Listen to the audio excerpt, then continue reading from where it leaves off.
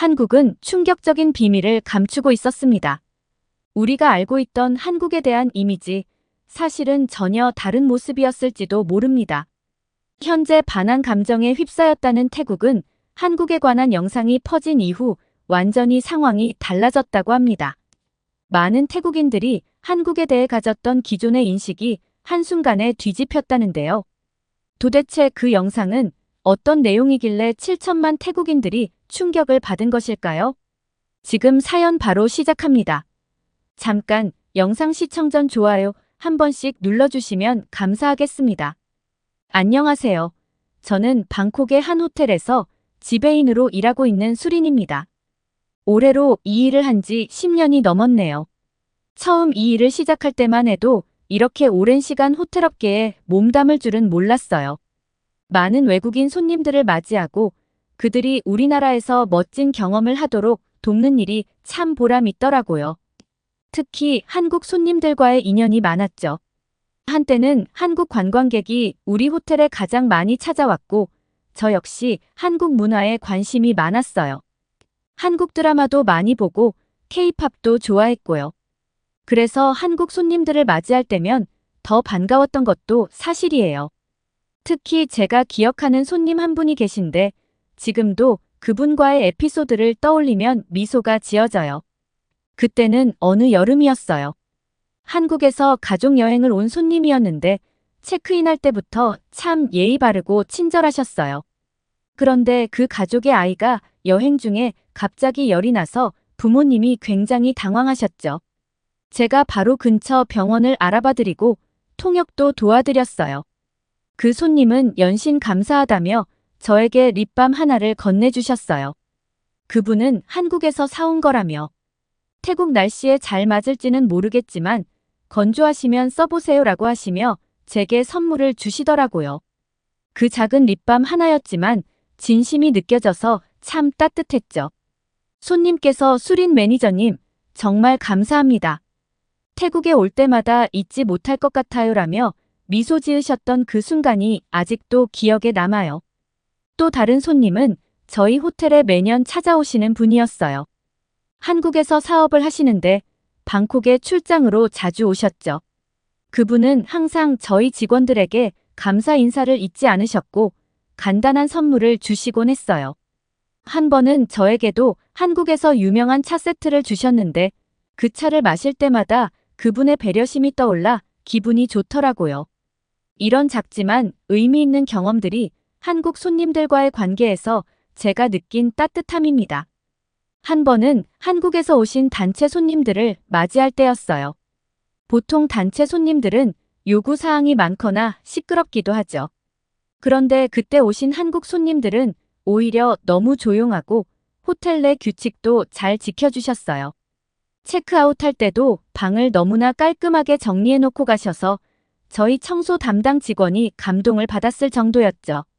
그분들은 태국이 너무 좋았다며 다음에도 꼭 다시 오겠다고 하셨어요.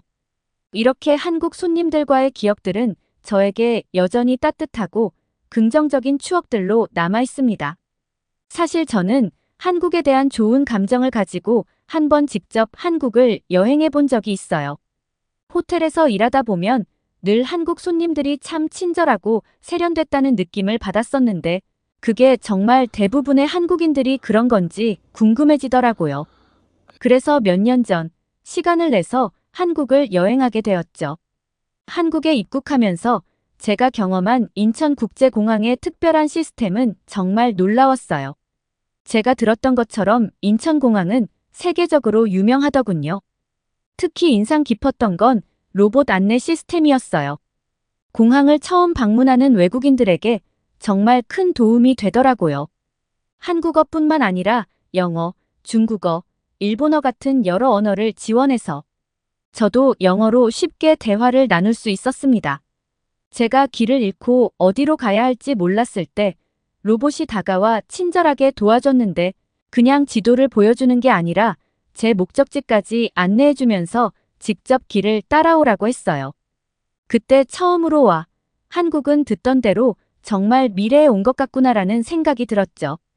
또 한 가지 놀라웠던 건 다국어 통역 서비스였어요. 다양한 언어로 공항 안내를 받을 수 있도록 곳곳에 설치된 통역 기계가 정말 편리했죠. 태국어는 지원되지 않았지만 영어와 중국어, 일본어 등으로 다양한 언어가 제공되어 대부분의 여행자들이 문제없이 공항을 이용할 수 있었어요. 한국어를 못하는 여행자들에게도 언어 장벽이 거의 느껴지지 않을 정도로 세심하게 준비된 시스템이었습니다.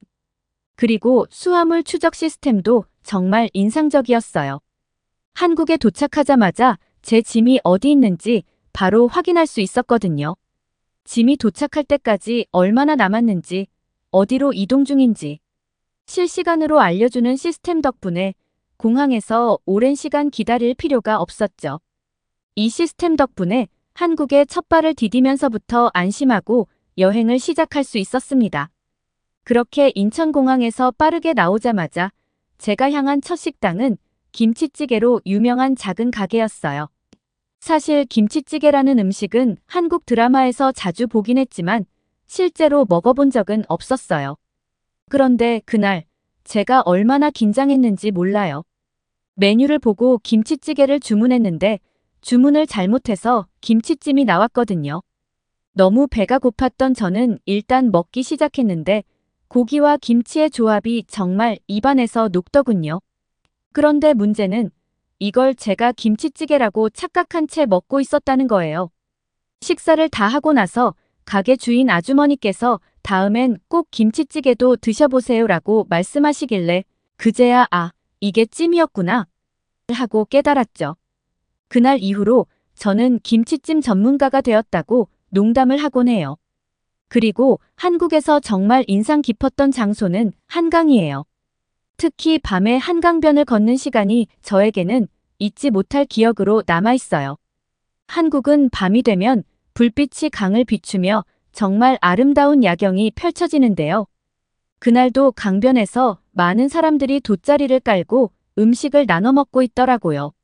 저도 그 분위기에 끌려 근처 편의점에서 즉석 라면을 사서 먹었어요. 한강에서 직접 끓인 라면을 먹는다는 것이 한국 사람들에게는 일상적인 일이겠지만 저에게는 너무나도 특별한 경험이었어요. 밤바람을 맞으며 따뜻한 라면을 한 입 먹는 순간 서울이라는 도시의 여유로움과 활기가 동시에 느껴졌어요. 그때 문득 이렇게 아름다운 강이 있는 도시는 참 드물겠구나라는 생각이 들었어요. 한강에서의 경험을 마친 후 호텔로 돌아가던 길에 우연히 만난 택시 기사님과도 특별한 추억이 있어요. 택시를 탔는데 기사님이 제게 영어로 어디서 왔냐고 물으시더라고요. 제가 태국에서 왔다고 하니 한국어로 대화를 시도하셨어요. 그래서 저도 배운 한국어를 최대한 떠올리며 대화를 이어갔는데 어느 순간부터 기사님이 웃으시더니 정말 한국말 잘하시네요. 라고 칭찬해 주셨어요. 그분은 저를 목적지까지 데려다 주시면서 서울의 다양한 명소를 소개해 주셨고 제가 내릴 때는 다음에도 꼭 한국에 와서 라면 먹으세요. 라며 밝게 인사해 주셨죠. 그 따뜻한 인사 덕분에 제가 한국을 떠나기 전까지 계속 미소를 지을 수 있었던 것 같아요.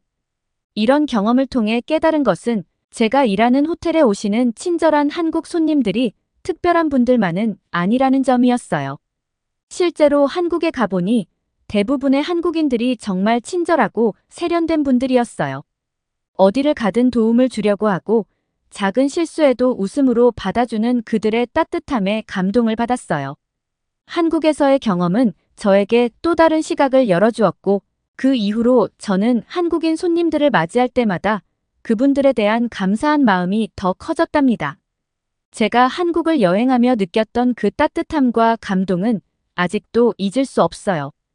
인천공항에서부터 시작해 한국인들의 친절한 모습, 맛있는 음식, 그리고 한국의 세련된 문화까지 모든 것이 저에게는 너무나도 좋은 기억으로 남아있죠.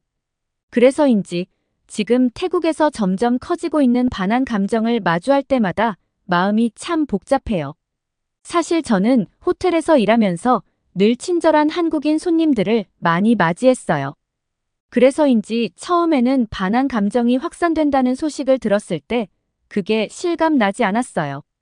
한국과 우리 태국이 이렇게도 가까운 사이인데 대체 왜 이런 일이 벌어지고 있는 걸까? 하고 혼란스러웠죠. 하지만 시간이 지날수록 실제로 태국 내에서 한국에 대한 부정적인 감정이 커지고 있다는 걸 느끼게 되었어요. 특히 인터넷과 소셜미디어에서는 한국에 대해 부정적인 기사나 댓글들이 점점 늘어나고 있어요. 많은 사람들이 한국에서 태국인들이 받는 대우에 대해 불만을 토로하고 한국은 우리를 필요로 할 때만 쓰고 버린다는 식의 이야기까지 나오고 있어요. 그중 일부는 한국의 입국 심사가 강화되면서 많은 태국 사람들이 입국을 거부당한 경험에서 비롯된 거예요. 저도 이 문제를 이해는 해요.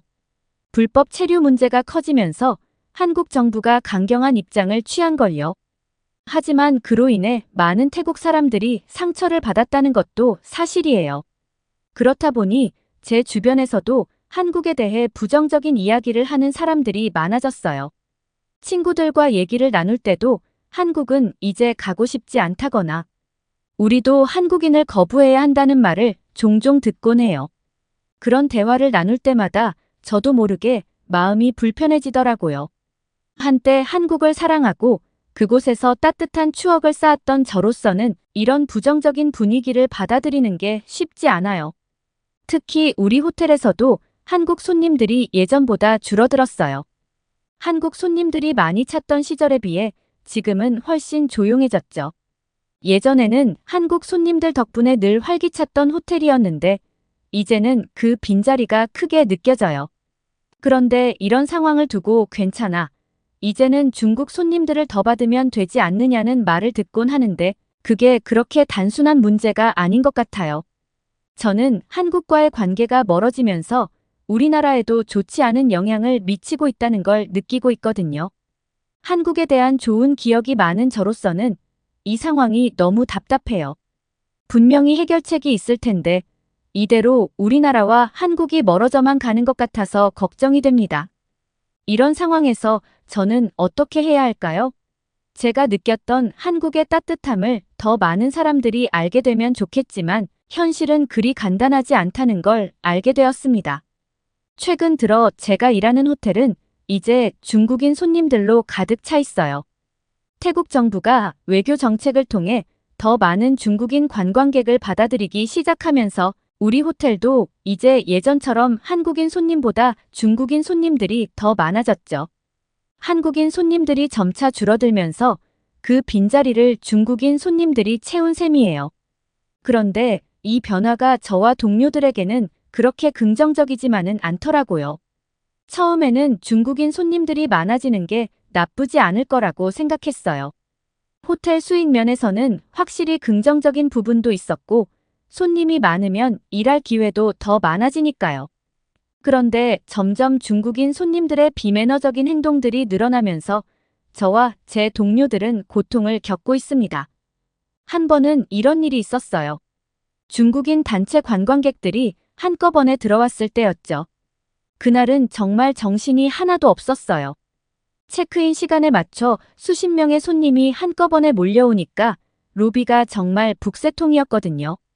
그런데 그중 한 손님이 체크인을 하면서 저희 직원에게 갑자기 룸 업그레이드를 요구하는 거예요.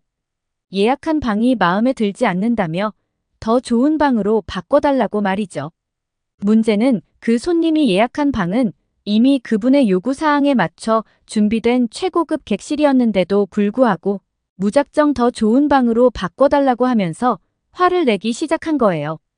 저희 직원이 최대한 침착하게 상황을 설명하면서 예약된 방이 그분이 예약한 가장 높은 등급의 방이라는 점을 알려드렸지만 그 손님은 전혀 듣지 않더군요. 통역도 없이 불만을 제기하면서 마치 당연한 권리인양 더 높은 등급의 방을 요구했어요. 그 손님은 언성을 높이기 시작했고 저희 직원은 당황한 채 상황을 진정시키려 했어요. 하지만 그분은 여전히 화가 풀리지 않은 듯 로비에서 큰 소리로 항의를 이어갔죠.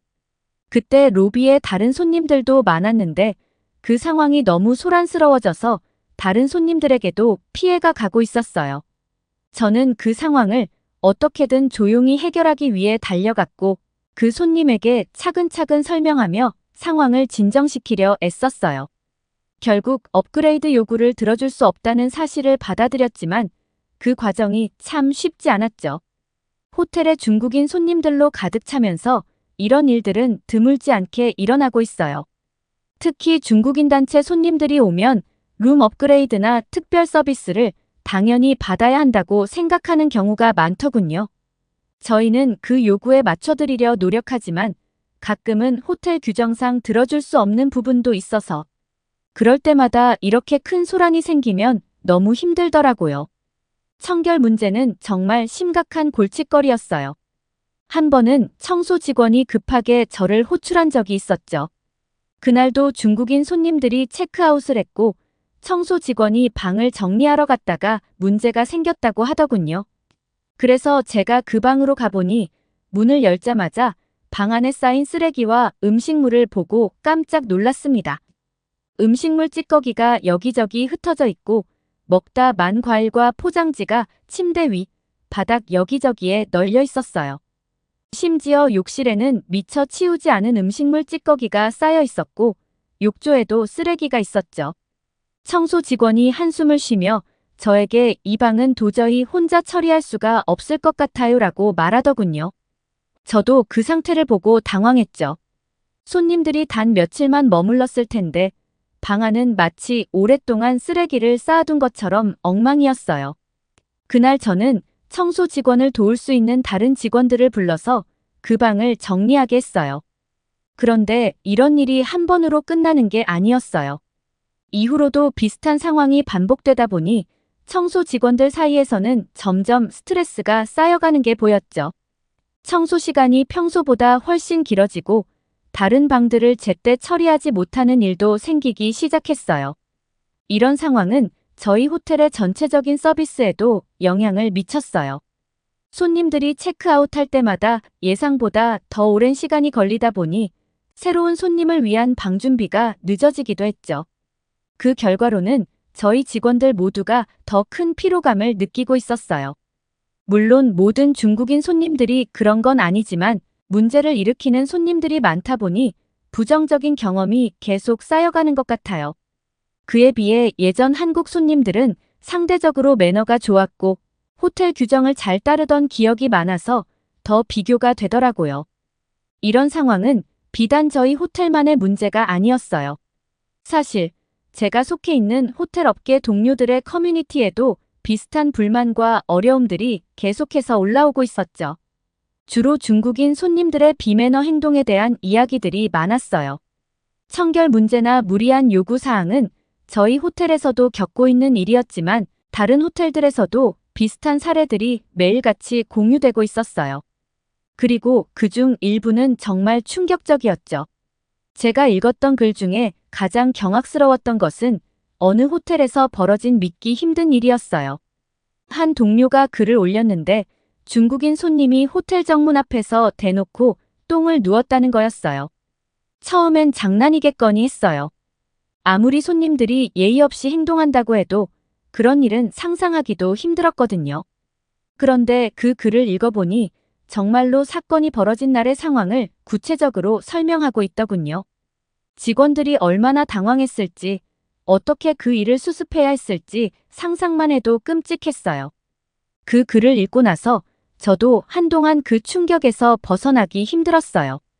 우리 호텔에서도 청결 문제로 고생하고 있었지만 그 사건은 정말 경악스러운 수준이었거든요.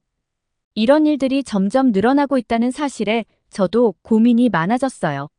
저희 호텔업계 커뮤니티를 보다 보면 요즘에는 예전처럼 한국인 손님들로 북적이던 때가 그립다는 내용의 글들이 자주 올라오더라고요.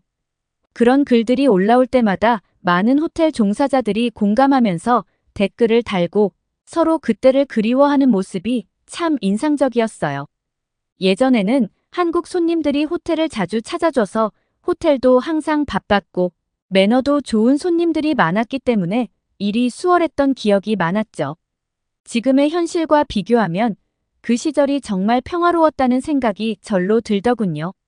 그런데 이런 와중에 제가 유튜브에서 충격적인 영상을 하나 보게 되었어요. 영상 내용은 태국이 반환 운동을 하는 게 마땅하다는 식으로 한국을 비난하는 내용이었어요.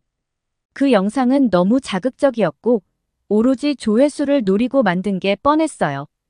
영상을 보면서 사실을 왜곡하고 한국이 마치 모든 문제의 원인인 것처럼 몰아가는 모습에 정말 화가 났습니다. 왜 이렇게까지 한국을 비난하는지 이해가 안 됐어요.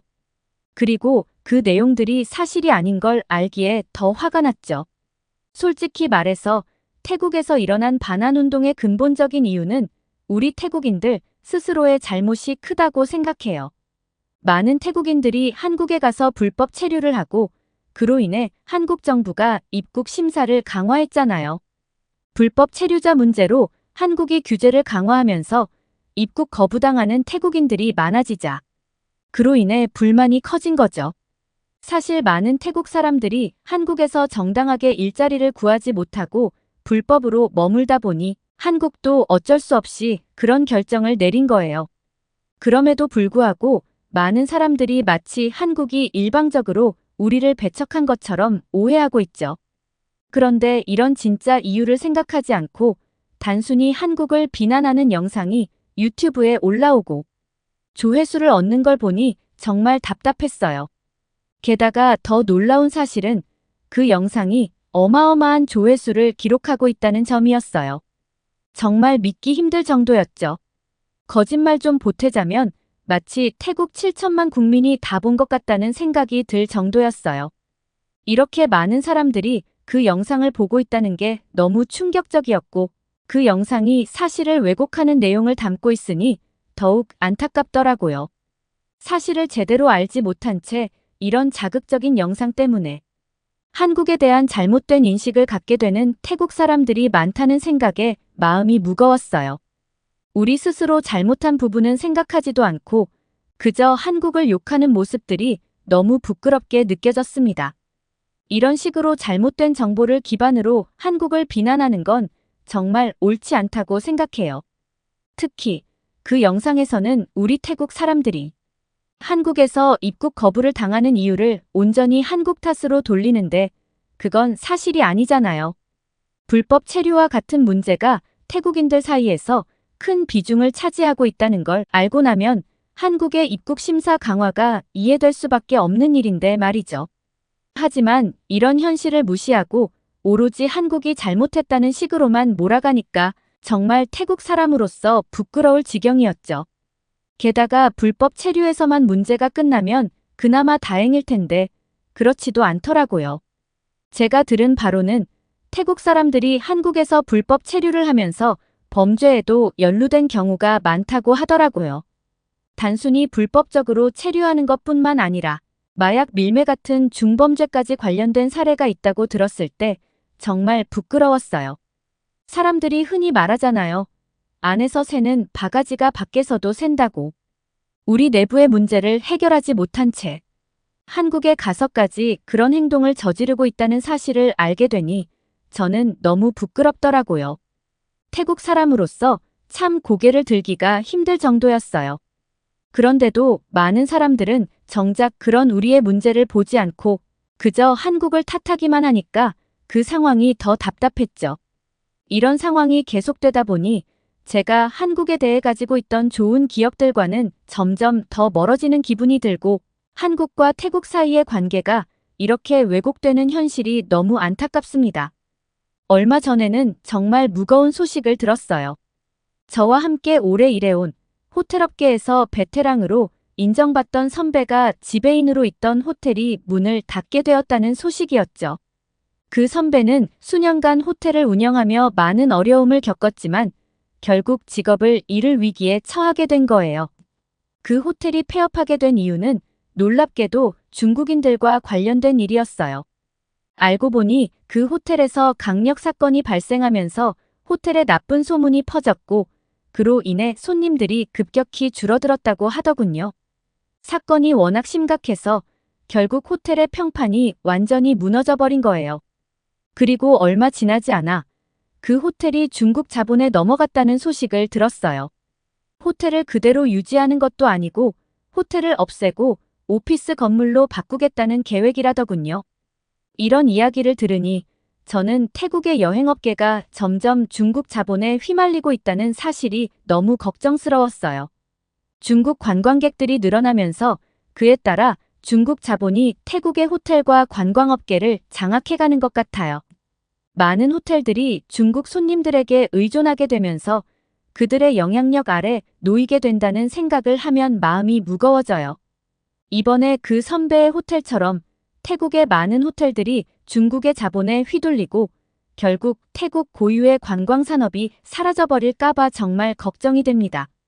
그 선배와 통화를 했을 때 마지막으로 나눈 이야기가 참 인상 깊었어요. 통화 말미에 서로 무슨 이야기를 했는지 아세요? 바로 예전에 한국인 관광객이 그립다는 이야기였어요. 저희 둘 다 그때가 얼마나 좋았는지 다시 한번 떠올리게 되었죠. 한국인 손님들이 많이 찾던 시절, 호텔은 늘 활기찼고 매너 좋고 친절한 손님들 덕분에 일하는 즐거움도 많았으니까요. 그때 그 선배도 참 안타까워하면서 지금의 상황이 너무 답답하고 힘들다고 했어요. 태국 사람들 스스로가 반환 운동을 멈추고 하루빨리 정신을 차려야 한다고 말이죠. 저도 그 말에 전적으로 동의했어요. 한국과의 관계가 이렇게 악화된 상태로는 우리에게도 이득이 없으니까요. 한국은 우리에게 소중한 파트너였고 그 관계를 복원하는 것이 태국 관광업계에도 큰 도움이 될 거라고 믿습니다. 하루빨리 우리 태국 사람들이 정신을 차리고 잘못된 반환 운동을 그만두길 바랍니다. 지금은 오해와 잘못된 정보가 너무 많아요. 한국과 태국이 다시 좋은 관계를 회복할 수 있도록 그리고 저희 호텔도 다시 한국인 손님들로 활기를 되찾을 수 있도록 바라고 있어요. 오늘의 사연 어떻게 들으셨나요?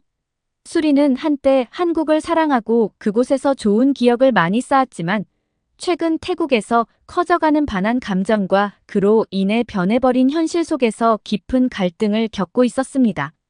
과거에는 한국과의 관계가 얼마나 소중했는지 알았던 그녀였기에 지금의 상황이 더욱 안타까울 수밖에 없습니다.